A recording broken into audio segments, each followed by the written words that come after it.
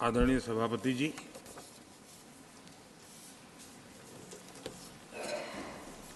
हर 2 वर्ष के बाद इस सदन में इस प्रकार का प्रसंग आता है, लेकिन ये सदन निरंतरता का प्रतीक है। लोकसभा 5 साल के बाद नए रंग रूप के साथ सज जाती है। ये सदन हर 2 वर्ष के बाद एक नई प्राण शक्ति प्राप्त करता है, एक नई ऊर्जा प्राप्त करता है, एक नए उमंग और उत्साह का वातावरण भर देता है। और इसलिए हर 2 साल में जो होने वाली विदाई है, वो विदाई एक प्रकार से विदाई नहीं होती है। वो ऐसी स्मृतियों को यहां छोड़ करके जाते हैं, जो स्मृतियां आने वाली जो नई बैच होती है, उनके लिए ये अनमोल विरासत होती है। जिस विरासत को वो यहां अपने कार्यकाल के दरमियान और अधिक मूल्यवान बनाने का प्रयास करते हैं। जो आदरणीय सांसदगण अपने कुछ लोग जा रहे हैं, हो सकता है कुछ लोग आने के लिए जा रहे हो और कुछ लोग जाने के लिए जा रहे हो। मैं विशेष रूप से माननीय डॉक्टर मनमोहन सिंह जी का स्मरण करना चाहूंगा। 6 बार इस सदन में वो अपने मूल्यवान विचारों से और नेता के रूप में भी और प्रतिपक्ष में भी नेता के रूप में उनका बहुत बड़ा योगदान रहा है। वैचारिक मतभेद, कभी बहस में छिटाकशी, वो तो बहुत अल्पकालीन होता है, लेकिन इतने लंबे अरसे तक जिस प्रकार से उन्होंने इस सदन का मार्गदर्शन किया है, देश का मार्गदर्शन किया है, वो हमेशा हमेशा जब भी हमारे लोकतंत्र की चर्चा होगी, तो कुछ माननीय सदस्यों की जो चर्चा होगी, उसमें माननीय डॉक्टर मनमोहन सिंह की योगदान की चर्चा जरूर होगी।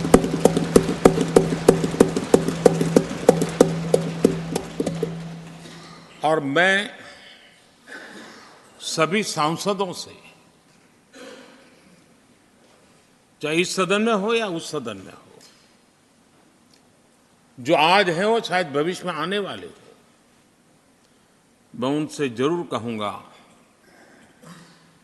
कि ये जो माननीय सांसद होते हैं, किसी भी दल के क्यों न हो, लेकिन जिस प्रकार से उन्होंने अपने जीवन को कंडक्ट किया होता है, जिस प्रकार की प्रतिभा के दर्शन उन्होंने अपने कार्यकाल में कराए होते हैं, उसका हमने एक गाइडिंग लाइट के रूप में सीखने के लिए प्रयास करना चाहिए। मुझे याद है उस सदन के अंदर लास्ट कुछ दिनों में एक वोटिंग का अवसर था, विषय तो मैं छूट गया मेरा, लेकिन पता था कि विजय ट्रेजरी बैंक की होने वाली है। अंतर भी बहुत था, लेकिन doctor Manmohan Singh ji wheel chair में आए, वोट किया एक सांसद अपने दायित्व के लिए कितना सजग है, उसका वो उदाहरण है। वो प्रेरक उदाहरण था। इतना ही नहीं, मैं देख रहा था कभी कमेटी के चुनाव हुए, कमेटी मेंबर्स के, वो व्हीलचेयर में वोट देने आए। सवाल ये नहीं है कि वो किसको ताकत देने के लिए आए थे। मैं मानता हूं वो लोकतंत्र को ताकत देने आए थे।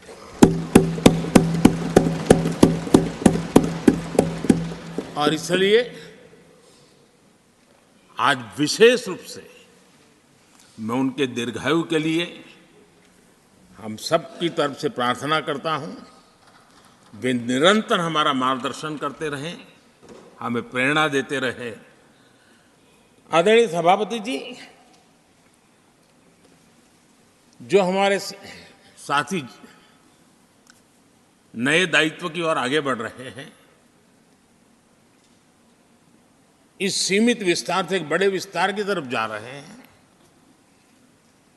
राज्यसभा से निकल करके जनसभा में जा रहे हैं, तो मैं मानता हूं उनका साथ, यहां का अनुभव, इतने बड़े मंच पर जा रहे हैं तब देश के लिए एक बहुत बड़ी पूंजी बनकर के निकलेगा।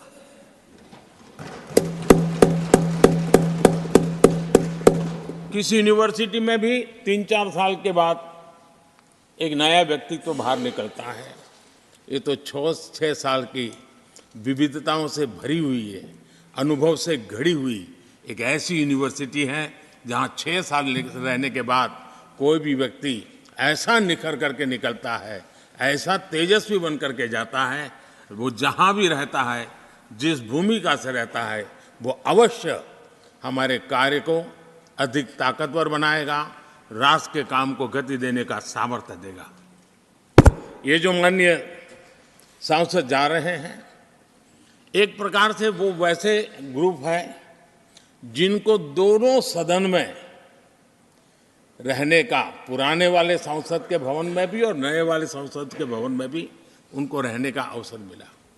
ये साथी जा रहे हैं, वो आज़ादी के 75 वर्ष अमृत काल का, उसके नेतृत्व का साक्षी बनकर के जा रहे हैं। और ये साथी जो जा रहे हैं, हमारे संविधान के 75 साल, उसकी भी शोभा बढ़ाते हुए आज हम सबके साथ जा रहे हैं, तो अनेक स्मृतियां लेकर के जा रहे हैं। हम वो दिन भूल नहीं सकते कि कोविड के कठिन कालखंड में हम सब ने परिस्थितियों को समझा, परिस्थितियों के अनुकूल अपने आप को गढ़ा। यहां बैठने के लिए कहा तो यहां बैठो, वहां बैठने के लिए कहा तो वहां बैठो, उस कमरे में बैठने के लिए कहो। किसी भी दल के किसी भी सांसद ने ऐसे विषयों को लेकर के देश के काम को रुकने नहीं दिया। और कोरोना के वो कालखंड जीवन और मौत का खेल था, घर से बाहर निकले पता नहीं क्या होगा। उसके बाद भी माननीय सांसदों ने सदन में आकर के देश की जिम्मेवारियों को निभाया, देश को आगे बढ़ाया। और इसलिए मैं समझता हूं कि उस कालखंड ने हमें बहुत कुछ सिखाया है। संकटों के बीच भी भारत की संसद में बैठे हुए व्यक्ति कितने बड़े दायित्व को निभाने के लिए कितना बड़ा रिस्क भी लेते हैं और कितनी कठिनाइयों के बीच में काम भी करते हैं, इसका अनुभव भी हमें हुआ। सदन में खट्टे मीठे अनुभव भी रहे। हमारा कुछ दुखद घटनाएं भी रही। कोविड के कारण हमारे कुछ साथी हमें छोड़ के चले गए, आज वो हमारे बीच नहीं है। वो भी सदन के इसी कालखंड के कुछ प्रतिभाएं थी जो हमारे बीच से चली गई। वो एक दुखद घटना को हमने स्वीकार करते हुए भी हम आगे बढ़ते रहे। और भी ऐसी कुछ घटनाएं हुई। कभी कभी फैशन परेड का भी हमने दृश्य देखा, काले कपड़ों में सदन को फैशन शो का भी लाभ मिला। तो ऐसी विविधताओं के अनुभव के बीच हमारा कार्यकाल बीता। और मैं तो अब खरगे जी आ गए हैं तो मेरा एक धर्म तो निभाना ही पड़ता है मुझे। कभी कभी कुछ काम इतने अच्छे होते हैं जो बहुत लंबे समय तक उपयोगी होते हैं। हमारे यहाँ कोई बच्चा कुछ अच्छी चीज कर लेता है, कोई बच्चा अच्छे कपड़े वपड़े पहन करके अवसर के लिए तैयार होता है, तो परिवार में एक आध स्वजन आ जाता है, अरे किसी की नज़र लग जाएगी, उसको काला टीका कर दो। तो ऐसे काला टीका कर देते हैं। आज देश पिछले 10 साल में समृद्धि के नए नए शिखर सर कर रहा है। एक भव्य दिव्य वातावरण बना है, उसको नजर न लग जाए, इसलिए काला टीका करने का एक प्रयास हुआ है। मैं उसके लिए भी खरगे जी का बहुत धन्यवाद करता हूं, ताकि इस हमारी प्रगति की यात्रा को कोई नजर न लग जाए। ये नजर न लग जाए इसलिए आपने आज जो काला टीका किया है, मैं तो सोच रहा था सब काले कपड़ों में आएंगे, लेकिन शायद काला जोदू खिंचते खिंचते खिंचते ब्लैक पेपर तक चला गया है। लेकिन फिर भी मैं उसका भी स्वागत करता हूं, क्योंकि जब भी अच्छी बात होती है काला टीका नजर न लग जाए, इसलिए बहुत जरूरी होता है। और उस पवित्र काम को, और आज जिस उम्र के हैं उस व्यक्ति जब ये काम करता है तो जरा अच्छा रहता है। तो मैं इसके लिए भी आपका आभार व्यक्त करता हूं। आदरणीय सभापति जी, ये विषय कोई लंबा बोलने का तो है नहीं, लेकिन हमारे यहाँ शास्त्रों में एक बहुत बढ़िया बात कही गई है। शायद हमारे सब साथी जा रहे हैं तो जो कमी भी हमें महसूस होगी उनकी, क्योंकि उनके विचारों का लाभ जो आ जाएंगे वापस वो तो और तेज तरार होकर के आएंगे। जिसको हमला करना है वो भी मज़ेदार हमले करेंगे, और जिसको रक्षा कवच करना बनाना है वो भी बढ़िया बनाएंगे। वो अपना काम चलता रहेगा। हमारे यहाँ शास्त्रों में कहा गया है, गुणा गुणज्ञेषु गुणा भवन्ति, गुणा गुणज्ञेषु गुणा भवन्ति, ते निर्गुणम प्राप्य भवन्ति दोषाः, ते निर्गुणम प्राप्य भवन्ति दोषाः। आस्वाद्य तोया प्रवहन्ति नद्य, समुद्र मासाद्वय भवन्तय पेया। उसका मतलब है गुण, गुणी लोगों के बीच रहकर गुण होते हैं। जो गुणी लोगों के बीच रहने का मौका मिला तो उनके साथ रहने से हमारे भी गुणों में बढ़ोतरी होती है। निर्गुण को प्राप्त करके वो दोष युक्त हो जाते हैं। अगर गुणियों के बीच में बैठते हैं तो गुण तो बढ़ जाता है, लेकिन गुण ही नहीं है तो दोष बढ़ जाते हैं। और आगे कहा है, नदियों का जल तभी तक पीने योग्य होता है जब वो बहता रहता है।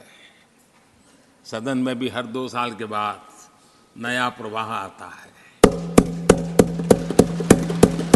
और जब तक बहता रहता है, लेकिन नदी कितनी ही मीठी क्यों ना हो, पानी कितना ही स्वादिष्ट क्यों ना हो, लेकिन जैसे ही समुद्र से मिल जाती हैं वो किसी काम की रहती नहीं है। उसमें दोष आ जाते हैं, दोष युक्त हो जाते हैं, और इसलिए समुद्र को प्राप्त करने के बाद पीने योग्य नहीं रहता। मैं समझता हूँ ये संदेश हर एक के जीवन में प्रेरक रहेगा। इसी भावना के साथ जो साथी समाज जीवन के एक बहुत बड़े फलक पर जा रहे हैं, इस जीवंत यूनिवर्सिटी से अनुभव प्राप्त करके जा रहे हैं, उनका मार्गदर्शन, उनका कर्तृत्व राष्ट्र के काम आएगा, नई पीढ़ी को प्रेरणा देता रहेगा। मैं सभी साथियों को हृदय से अनेक अनेक शुभकामनाएं देता हूं। बहुत बहुत धन्यवाद।